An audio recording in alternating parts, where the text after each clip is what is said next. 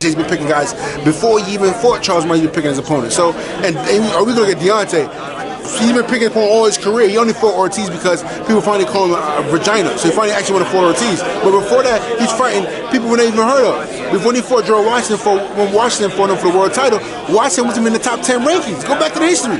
They put Washington in the rankings 7 years before he fought Deontay. Come on, man. So, like I said, man, people to put in. I study the sport of boxing. I just don't talk smack. And I'm not only I'm just a fighter, jump in the ring. I study. You know what I mean? So the guys can talk what they want. You know what I mean? I'm gonna do what I do. So I know you talk a lot of shit. Yeah. Do you feel like it's a New York thing or it's just natural? Man, Ali was talking a lot of junk.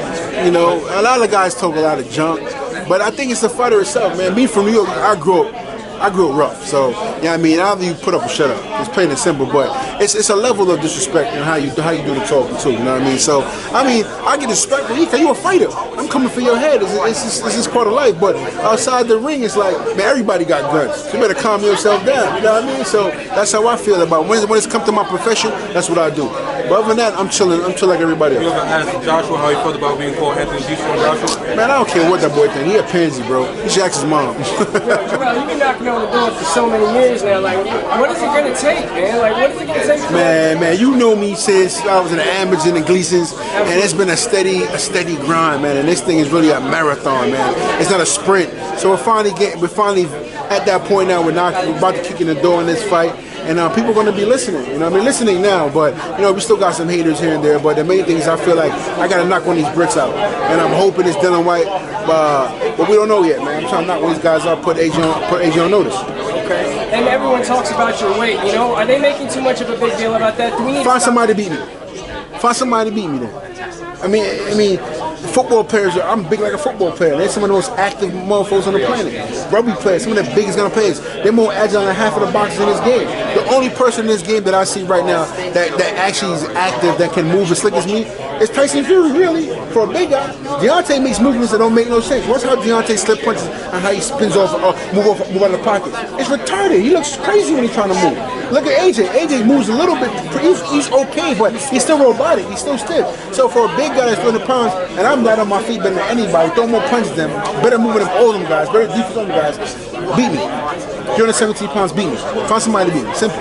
Do you adjust your weight to your opponent, or you just... Yes. Every fight, I figure out where, I look at the guy's weakness. I say, you know, if I come heavy with this guy, I'm going to impose my will on him. It's going to keep him running. And I told my same thing with Adam Mack, you know, I started that camp heavy. I was lifted from the minute I fought Johan Duhapis the following day I was in the weight room. So you started that camp heavy. I said, I don't need to drain myself with this fight.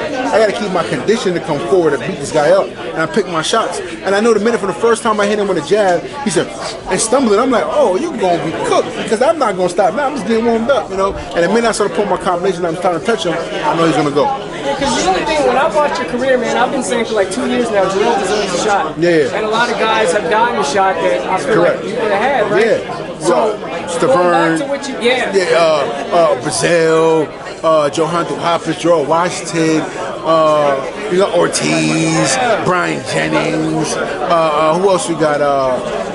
Carlos Takam. Like, it's crazy. Why are you outside that circle? Man, because remember, it's high risk no reward right now. I'm a high risk guy, and I'm not afraid of none of these mofos. So when you have somebody that comes forward, that throw punches and don't give a living crap about living and breathing, you don't want that kind of problem, man. You got the West, you got the East Coast over here, Rhode Island. We chilling, baby. New York, let's do it, baby.